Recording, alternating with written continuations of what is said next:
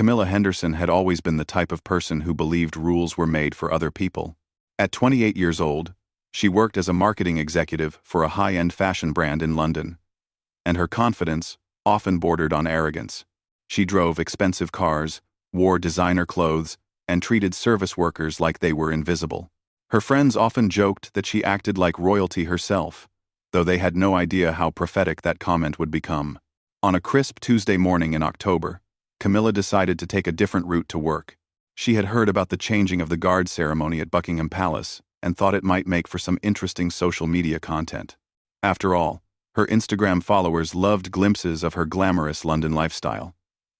She parked her silver BMW in a nearby street and walked toward the palace gates, her high heels clicking confidently on the pavement. The area around Buckingham Palace was busier than usual. Tourists clustered around the black iron gates, cameras ready, while street vendors sold miniature Union Jack flags and postcards. Camilla pushed through the crowd, her designer handbag swinging from her arm. She was used to getting her way, whether it was cutting in line at exclusive restaurants or getting the best seats at theater shows. Today would be no different. As she approached the palace gates, she noticed the royal guard standing at attention in their iconic red tunics and tall black bearskin hats. Their faces were stoic, eyes fixed straight ahead, as they maintained their ceremonial posts. Camilla had heard stories about how these guards were trained never to break character, no matter what happened around them. To her, this seemed like a challenge rather than a display of professional discipline. She pulled out her phone and began taking selfies, stepping closer and closer to the guards. Other tourists maintained a respectful distance, but Camilla saw no reason to follow such unspoken rules. She wanted the perfect shot for her social media accounts, something that would make her friends jealous and boost her online presence. The guard nearest to her remained motionless, his rifle held firmly at his side, his gaze fixed on some distant point beyond the gathering crowd. Camilla grew increasingly frustrated with her photos. The lighting was wrong. The angle was off, and she felt like the guard was deliberately trying to ruin her shots by not looking at the camera. In her mind, these guards were nothing more than living statues, there for the entertainment of visitors like herself. She had no understanding of the deep military tradition they represented or the years of training that went into their role. Growing bolder, she stepped even closer to the guard, until she was almost touching his perfectly polished boots. She made faces at him, waved her hands in front of his face, and even tried talking to him in a loud, mocking voice. The other tourists began to stare, some looking uncomfortable with her behavior. A few parents pulled their children away from the scene, sensing that something inappropriate was happening. The guard, whose name was Sergeant James Morrison, was a decorated soldier with 12 years of military service. He had served 2 tours in Afghanistan and had been selected for the prestigious role of Queen's Guard based on his exemplary record. Standing motionless in the face of provocation was part of his training, but what was happening now was testing even his professional limits. Behind his stoic expression, he was growing increasingly aware that this woman was crossing serious boundaries. Camilla's behavior became more outrageous by the minute. She started dancing around the guard, making mocking gestures, and loudly commenting about how boring and lifeless he looked. She even reached out and touched his uniform, brushing imaginary dust off his red tunic, while laughing at her own audacity. The crowd around them had grown larger, with some people recording the incident on their phones. Security personnel stationed nearby were beginning to take notice, but Camilla was too caught up in her performance to care. She felt like she was the star of her own show, entertaining the crowd while proving that these so-called royal guards were nothing special. In her mind, she was exposing them as mere actors in costumes, not the highly trained military professionals they actually were. What Camilla did not understand was that royal guards have specific protocols for dealing with disruptive behavior. They are trained to remain motionless for as long as possible, but they also have clear authority to take action when the situation escalates beyond acceptable limits. Sergeant Morrison was mentally noting every violation of protocol, every inappropriate touch, and every disrespectful gesture. His training had prepared him for situations exactly like this one. The morning sun was getting higher, and more tourists were arriving for the changing of the guard ceremony. Camilla realized she was running late for work, but she was too invested in her confrontation with the guard to simply walk away. She wanted to prove a point, though she was not entirely sure what that point was. Perhaps she wanted to show that authority figures could be challenged, or maybe she simply enjoyed being the center of attention. As she prepared for what would become her final, most serious mistake, Camilla looked directly at Sergeant Morrison's face. His jaw was set. His eyes remained fixed ahead, but there was something in his expression that should have warned her to step back. Years of military training had given him an almost supernatural ability to remain calm under pressure, but every soldier has their limits. The crowd around them had gone quiet, sensing that something significant was about to happen. Even the street vendors had stopped their selling to watch the unfolding drama. Parents held their children closer, and several tourists had their phones ready to record whatever came next. The morning air felt thick with tension. Like the moment before a thunderstorm breaks, Camilla took one more step closer to the guard. So close that she could see the individual threads in his red tunic and the perfect shine on his black boots. She could smell the leather of his equipment and the starch in his uniform. For a brief moment, she seemed to understand the gravity of what she was doing, but her pride would not let her back down. She had gone too far to simply walk away now. In that moment of heightened tension, with dozens of witnesses watching and cameras recording, Camilla made the decision that would change everything. She gathered saliva in her mouth, leaned forward, and spat directly at Sergeant Morrison's face. The white spittle landed on his cheek and began to slowly drip down toward his collar. The crowd gasped in collective shock, and the morning air seemed to freeze around them. For several seconds, nothing happened. The guard remained perfectly still, the spit still visible on his face, while Camilla stood there with a defiant smile. She felt triumphant, believing she had finally proven that these guards were nothing more than harmless decorations. She had no idea that she had just committed a serious criminal offense against a member of Her Majesty's forces, an act that would have consequences far beyond anything she could imagine. The silence lasted only 3 seconds, but to Camilla, it felt like an eternity. Then, with movements so precise they seemed choreographed, Sergeant Morrison slowly turned his head to look directly at her. His steel-gray eyes met hers with an intensity that immediately drained all the confidence from her face. The lifeless statue had suddenly become very much alive, and the look in his eyes suggested that her little game was over. "Ma'am, you are under arrest for assault on a member of Her Majesty's Armed Forces," Morrison said in a voice that carried across the suddenly silent crowd. His words were crisp, professional, and utterly final. Before Camilla could react, he had stepped away from his post and was reaching for his radio. The other guards nearby had also shifted their positions, creating a protective formation that prevented any escape routes. Camilla's mouth fell open in shock. This was not how things were supposed to go. In her world, bad behavior might get you asked to leave a restaurant or banned from a nightclub, but actual arrest was something that happened to other people. She looked around desperately at the crowd of tourists, expecting someone to speak up for her or tell the guard he was overreacting. Instead, she saw faces filled with disgust and disapproval. Several people were still recording, capturing every moment of her humiliation. "You can't arrest me," she stammered, her voice suddenly small and uncertain. "I was just having fun. It was just a joke." She tried to laugh, but the sound came out forced and hollow. The weight of what she had done was beginning to settle on her shoulders like a heavy coat. The designer confidence she had worn so easily just minutes before was rapidly dissolving. Within moments, additional security personnel arrived on the scene. These were not ceremonial guards, but serious-looking men and women in dark suits with earpieces and badges. They moved with the efficiency of people who dealt with security threats for a living. One of them, a tall woman with short blonde hair, approached Camilla with handcuffs already in hand.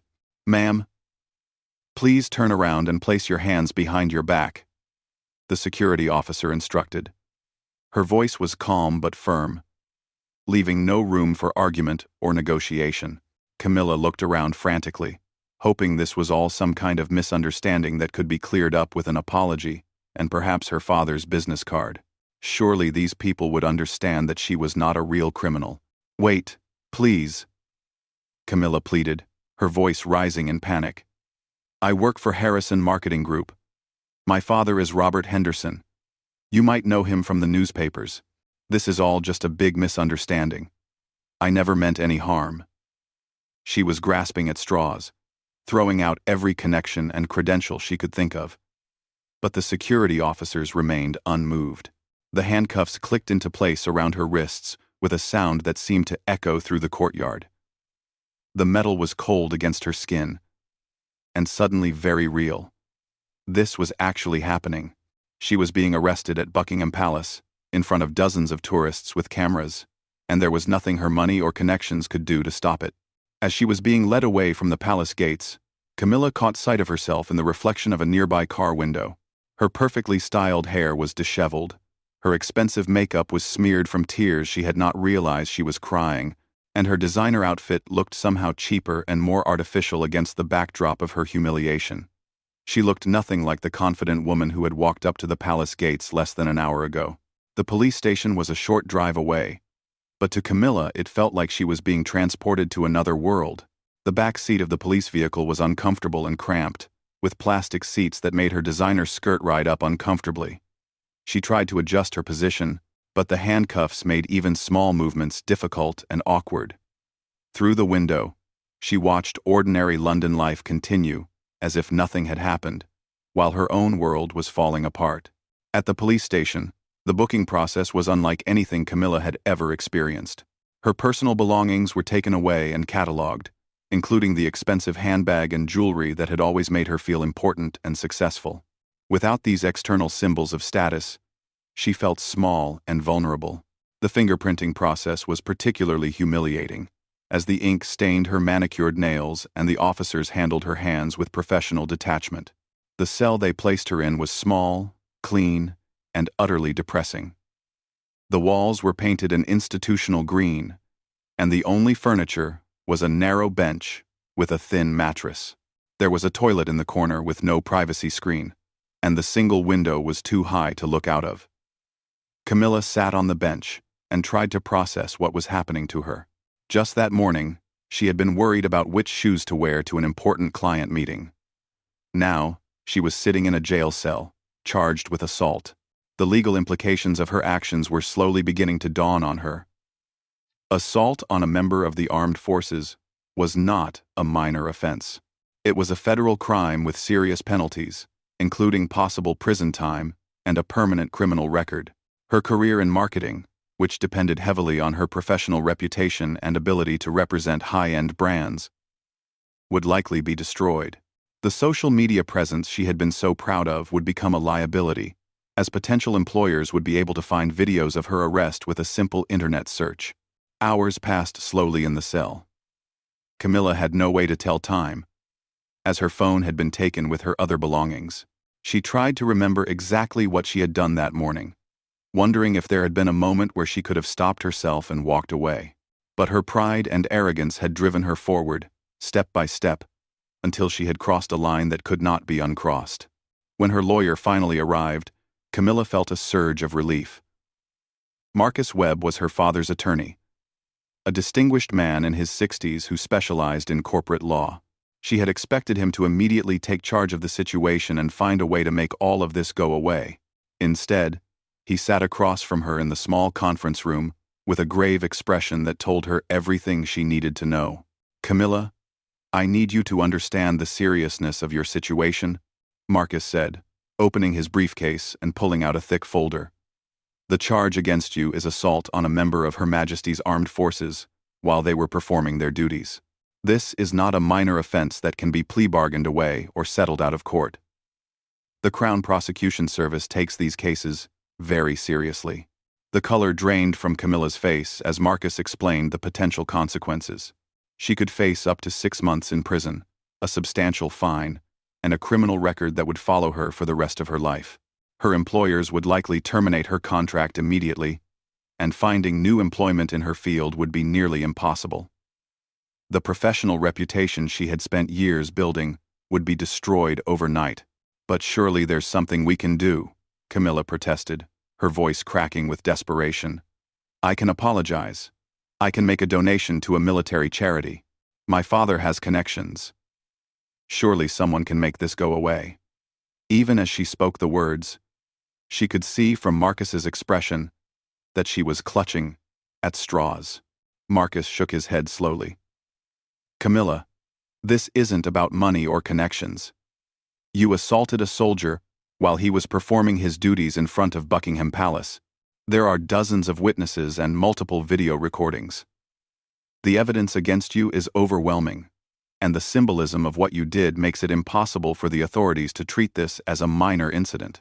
The next several hours were a blur of legal procedures and paperwork. Camilla was formally charged and released on bail, with strict conditions that included staying away from all royal residences and reporting to the police station twice a week. As she finally walked out of the police station, she felt like she was stepping into a completely different life from the one she had known that morning. The media attention was already beginning. A photographer was waiting outside the police station, and Camilla found herself trying to hide her face as camera flashes went off around her.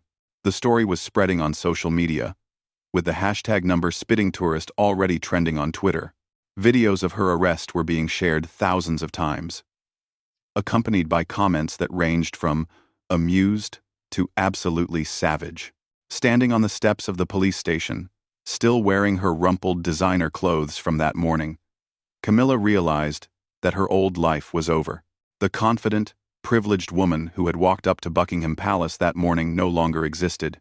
In her place stood someone who would have to face the consequences of her actions and somehow find a way to rebuild her life from the ruins of her own making.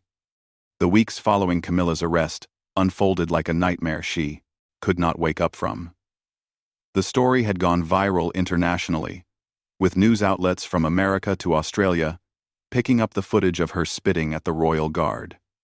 The video had been viewed millions of times, and Camilla found herself transformed from an unknown marketing executive into an internet sensation for all the wrong reasons.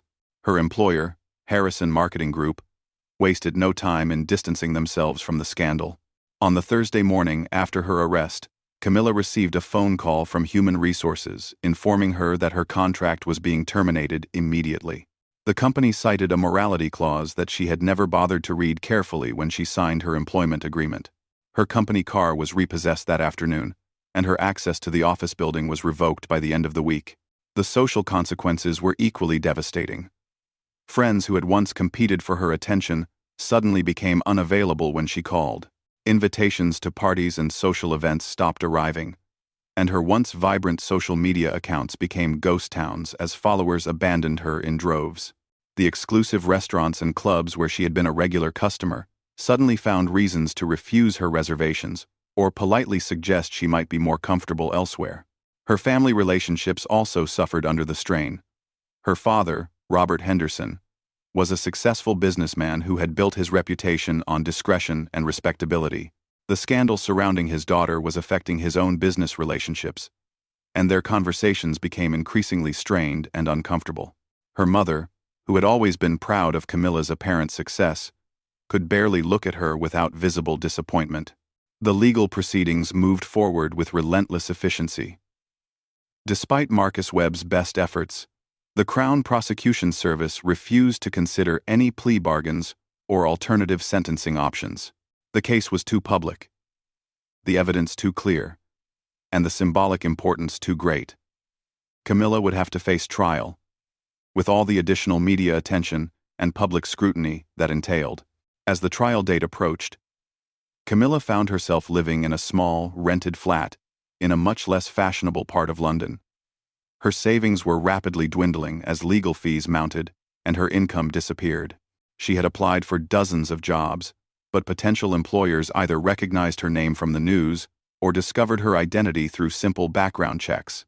The professional marketing career she had worked so hard to build was effectively over. The trial itself was a media circus. Reporters packed the courtroom, and photographers waited outside to capture every moment of Camilla's public humiliation.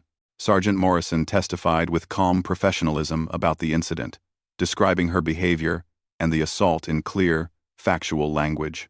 His dignity and composure stood in stark contrast to the viral videos that showed Camilla's childish and disrespectful behavior. The prosecution presented a devastating case that went far beyond the simple facts of the assault. They argued that Camilla's actions represented a broader disrespect for military service, royal tradition, and the rule of law. The prosecutor painted her as a privileged individual who believed she was above the normal rules of society and who needed to face the full consequences of her actions as an example to others. Camilla's defense attorney did what he could, arguing that his client had shown genuine remorse and that her actions were the result of poor judgment rather than malicious intent.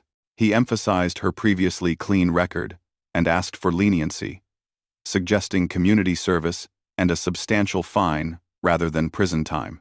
However, the overwhelming evidence and public nature of the case made his arguments seem weak and unconvincing. The judge, a stern woman in her 60s with decades of experience in criminal law, was clearly unimpressed by Camilla's behavior both during the incident and in the courtroom. When delivering her verdict, she spoke about the importance of respecting those who serve their country and the need for meaningful consequences when that respect breaks down. She sentenced Camilla to 4 months in prison, a significant fine, and 2 years of probation following her release. The prison experience was unlike anything Camilla had ever imagined. Holloway Prison was a world away from her previous life of luxury and privilege. She shared a small cell with another woman, ate institutional food, and followed a strict daily routine that left no room for the spontaneous indulgences she had once taken for granted.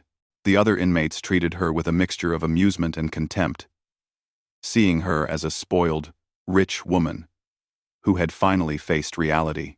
During her time in prison, Camilla was forced to confront the person she had become. Without the distractions of work, social media, and constant entertainment, she had to face the uncomfortable truth about her behavior and attitudes. She began to understand how her privilege had insulated her from consequences and how her arrogance had hurt others throughout her life. She started attending counseling sessions offered by the prison, initially just to break up the monotony of prison life. But gradually, she found herself genuinely engaging with the process of examining her behavior and its impact on others. For the first time in her adult life, she began to consider how her actions affected people around her and how she might need to fundamentally change her approach to life. The counseling sessions introduced her to other women who had made serious mistakes and were working to rebuild their lives. She met a former drug dealer who was studying for her university degree through correspondence courses, a woman who had been involved in fraud but was now training to become a counselor herself, and many others who had found ways to create meaning and purpose despite their circumstances. When Camilla was finally released after serving her full sentence, the world she returned to was vastly different from the one she had left. The media attention had mostly died down, but the internet never forgets, and her story remained easily discoverable for anyone who searched her name. She had to rebuild her life from scratch, without the financial resources, social connections, or professional reputation she had once relied upon. She found work at a small nonprofit organization that helped former prisoners reintegrate into society. The pay was a fraction of what she had earned in marketing, and the work was challenging in ways she had never experienced before. But for the first time in her life, she felt like she was doing something meaningful and important rather than simply advancing her own interests. Slowly, painstakingly, Camilla began to rebuild her relationships with her family. Her parents were initially skeptical of her apparent transformation, having seen too many false starts and empty promises over the years. But as months passed and her commitment to change became clear, they began to cautiously welcome her back into their lives. She also began volunteer work with military veterans, initially as part of her probation requirements but continuing long after those obligations were fulfilled. Working with former soldiers who struggled with physical and mental health challenges gave her a deep appreciation for the service and sacrifice that she had mocked so thoughtlessly that morning at Buckingham Palace. Years later, Camilla would look back on that moment of spitting at Sergeant Morrison as both the worst and most important day of her life. It had destroyed everything she thought she valued, and forced her to confront the shallow, selfish person she had become. But it had also opened the door to a more authentic and meaningful existence than she had ever known before. She never forgot the lesson that actions have consequences, especially when those actions show disrespect for others who deserve better. The royal guard, who had stood so patiently while she humiliated herself, had taught her something more valuable than any marketing strategy or social media technique: that dignity, respect, and service to others were worth more than all the designer clothes and expensive cars in the world. The woman who had once believed that rules were made for other people had learned, through painful experience, that everyone is subject to the same fundamental principles of respect, responsibility, and basic human decency. And while the cost of that lesson had been higher than she ever could have imagined, she ultimately came to see it as the most important education of her life.